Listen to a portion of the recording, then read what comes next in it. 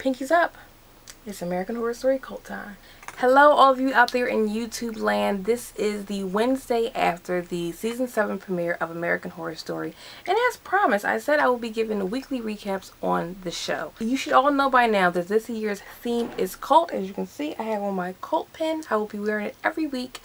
And we gotta talk about the show. Ryan Murphy, who is the brainchild behind the series, said that this year was centered on or was inspired by the presidential election of 2016. So this title of this episode was called Election Night, and it opens up on election night. This episode opens up with real footage from the campaign. You have appearances that Donald Trump did, you have appearances that Hillary Clinton did, you have news commentary of both candidates all the way leading up to Donald Trump being announced president. We cut to our different characters in the show. You have Kai Anderson, who is beyond ecstatic that Donald Trump has been elected president. You see him say, I think he says the revolution has begun. He humps the TV, he screams, he chants USA. So he is beyond excited that this is happening. Then you cut to Allie and Ivy, who are a married couple, and they are distraught. More specifically, Allie. She is just losing it that Donald Trump has become president. Another character who is obviously bothered by the news that Donald Trump has become president is Winter Anderson. Side note, I really love that name. It might be a baby booming name in the future. Winter Anderson, who was played by Billie Lourd, she's on the phone speaking with a girlfriend. She had apparently left school to be on the Hillary Clinton campaign, so she is obviously upset that Donald Trump has been elected president. A big moment in the show was Evan Peters' character Kai. He takes a bunch of cheese puffs and he puts it into a blender and he proceeds to smear all the cheesy puff on his face, and then goes in the mirror and then does a Donald Trump impression before going into Winter's room, and I guess, you know, trying to shove it in her face that Donald Trump has become president. I mean, it was definitely a funny moment on the show. Everyone was tweeting about that moment, saying that it was one of the most iconic moments in AHS history. I'm not too sure about that, but you gotta listen to the band. Another thing, I'm not too sure, it hasn't been established yet what the relationship between Kai and Winter is. They both have the same last name, but there's no clear connection if they are lovers, if they are siblings, if they're cousins. So we definitely want to have to explore their relationship and see how that progresses throughout the season. A big theme outside of the cult theme is the idea of fear. This whole season, or the whole promotion for the season, has about joining the cult and feeding into your fear and what are you afraid of. So the idea of fear is a huge thing in this season. So Kai Anderson, again, that's played by Evan Peters, he is on the mindset that, you know, things are finally going to get back to what they're supposed to be. I'm assuming that's what his character is feeling. He goes to what appears to be a city council meeting, and he is trying to basically say that feed into the fear. Feed into the fear. When people are afraid, it kind of gives up control. So he is definitely taking advantage of the fact that Donald Trump has been put into this position of office. And he's definitely that person personified. I'm sorry, this is my opinion. He is definitely that person personified of how some Americans felt when Donald Trump has been elected. People feel like, yes, the right man is back into office. America can finally be great again. And people feel like any foreigners or anybody that doesn't belong in this country should get out now. We do see that in the episode when Kai basically targets a group of Mexican men and kind of basically coerces them into acting violently towards him. And as we can see in future episodes, he kind of flips that to kind of make it seem like he was the victim. These people, this is why we need to get these people out of the country, and they didn't show him antagonizing them in the first place. I've been combing through the comments as always. I love fan commentary, and another thing that people have been saying, that this season is very scary because it's reality. It is the reality that we are living now. It's not about witches, it's not about haunted houses, even though I'm sure we will probably get to that later on in the season. That is the essence of American Horror Story. But this is reality. This is racism, and this is how people feel. So that's terrifying, and to see it personified and projected on the screen is going to be very interesting for people to hold that mirror up to themselves and kind of see themselves in these characters. So I did want to read a quote that Ryan Murphy had. It was an article from the Hollywood Reporter, and basically saying that this season is not really a jab at any political party in particular, but a kind of overview of how the state of our country is. So I'm going to read it for you right now. So Ryan Murphy said, "Our feeling is that everybody lost their shit after the election. Republican, Democratic, and everybody's still losing their shit. And nobody really figured out from either side where to put those feelings. There was no real discussion. Everybody's still at each other's throats. You're either on one side or you're on the other. The season really is not about Trump. It's not about Clinton. It's about somebody who has the wherewithal to put their finger up in the wind and see that that's what's happening. And it is using that to rise up and form power, and using people's vulnerabilities about what they're afraid and don't know where to turn, and they feel the world is on fire." End quote.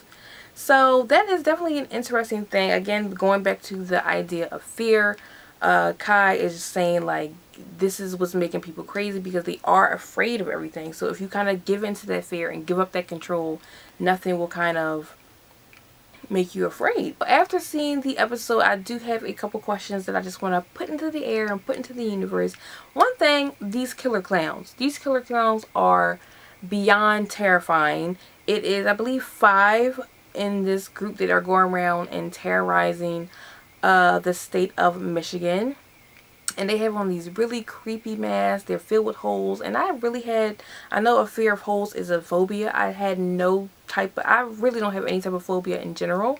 No like life altering phobias. But those holes were like making my skin crawl. So I don't know if this is going to kind of spring up a phobia. But oh my god, it was just incredibly creepy. These clowns, we first see them when they appear in a empty supermarket, which is creepy in its own. Empty supermarket, and Allie's character, played by Sarah Paulson, goes into the supermarket. She encounters a racist supermarket attendant who she didn't know who was on, I don't want to even say that side, but he's on that side. And I think that was another interesting thing about having that little exchange, is because Sarah's character says something to him like, "Oh, can you believe the things that he's saying?" And then the attendant is like, "Yes, finally we got the right person in office." So I think there's also a play on people being divided, not knowing who their friends or everyday people that you encounter, what side they really are on, or if they really had any type of racist intentions. So I think there's also another interesting point to point out, that you encounter these people on a daily basis and you really never know where their true feelings really lie. But back to the market scene. So Allie's in this market. It is a bunch of clowns wreaking havoc. They're having sex over broken watermelons. One is on a scooter, like terrorizing Allie throughout the market, and it's just very bizarre. And then later on we see these clowns again when Allie is having dinner with her wife, and then we see him again when Allie and Ivy's son Ozzy is being babysat by Windsor. Side note, she's the worst babysitter of all time. But we see the clowns again when they leave this ice cream truck and then they go to murder the neighbors across the street. Of course, this is a play when it was those killer clowns going around terrorizing people, and we are again seeing that personified in this episode. I'm not sure where this is going to go, but it's very early in the season to really tell, so I'm not going to really speculate. I think I need to see a couple more episodes to see who are these people in these clown masks. Why are they targeting certain people? So I'm going to need a couple more episodes to really dissect that. Another big thing is the Pinky. Kai's and Winter's Pinky thing. So it was a scene in the episode where Kai and Winter are having this intense conversation about fear and about pain. And before they start, they link Pinkies. So I don't know. And even in the credits, at the end of the credits, it's a scene where there are two hands holding Pinkies. So I'm not sure if it's like a literal pinky promise being upfront and kind of being open about yourself when linking Pinkies, or if that's something more deeper, if that's more sinister, if it's some type of possession thing. When you do link Pinkies, you kind of word vomit, you just kind of say everything that you really want to say. So I don't know what the whole Pinky thing is, but it's being on the forefront of the season. So again, I'll have to see more episodes to see how that plays out. As the season progresses, I'll probably just give more of a recaps, but I did want to talk about each character breakdown, or just some of the characters in general, because I really do love Billie Lourd as Winter Anderson. Again, I've only seen her in Scream Queen, so it was good to see her in another role. I'm still very much getting Chanel No. 3 from her,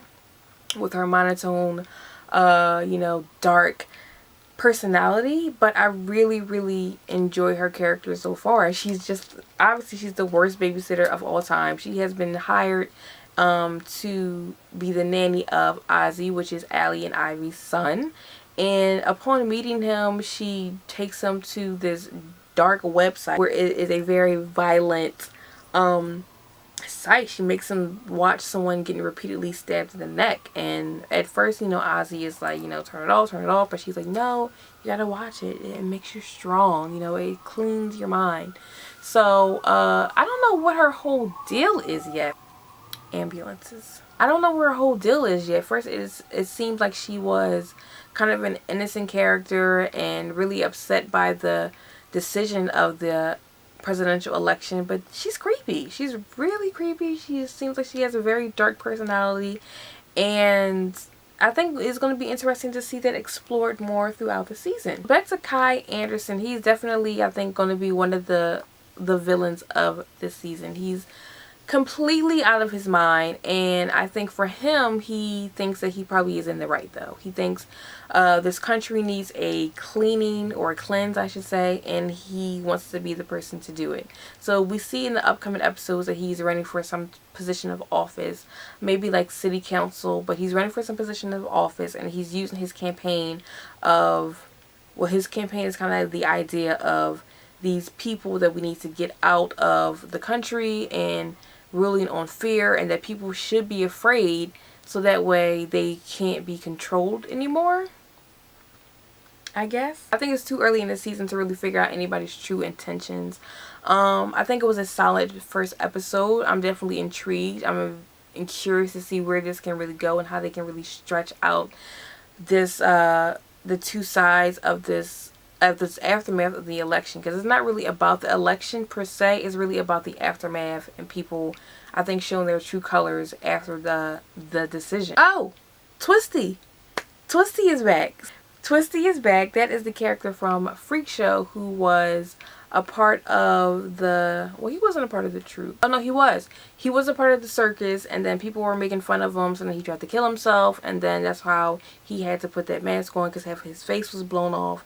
But we see a scene in this episode that mirrors what happened in Freak Show. A couple in a grassy area, you know, making out, doing what lovers do, and Twisty appears. So at first it seemed so out of place that I felt like it was like a scene from a movie or something, but it turned out that Ozzy was reading a comic. So that was a scene or a moment from the comic book just kind of put on the screen. So obviously Twisty has become some sort of icon. I want to say a pop culture icon. And he has these comic books. We see later on that he had figurines. The urban legend is that if you say his name 3 times that he will appear. So we've seen him once so far. Obviously Ozzy had some type of fascination with him, knowing that his mom has a phobia with clowns. So there's definitely an interesting dynamic that they have this boy who is obsessed with clowns in a sense, and his mother who is completely terrified with clowns. So again, we'll see how that plays out. It's so early on in the season to really tell where this is going to go. I mean, I honestly don't have any idea. I think I need to see a couple more episodes to kind of fill out these characters a little bit more. And we still haven't seen a lot of the characters. Colton Hayes, who plays a detective, we've seen him briefly. He had about like 4 lines total throughout the episode, but he definitely comes into play a lot. Billy Eichner's character comes in. We still need to see Emma Roberts. We still need to see Adina Porter. So it is a lot of characters that still need to come into play in this story. And I'm excited. I feel like Colt is going to be great. I think it's going way back to the scary and horror elements of American Horror Story. And I am living. I'm living for it. Of course, I want to know what you guys thought. Is there anything that I missed in this recap? Is there anything that you guys want to talk about more? Let's chat in the comments. Just chat on social media. You can follow me at GlamourGirlBlog on Twitter, Instagram, and Facebook. And I'll see you guys next week for another recap. Bye.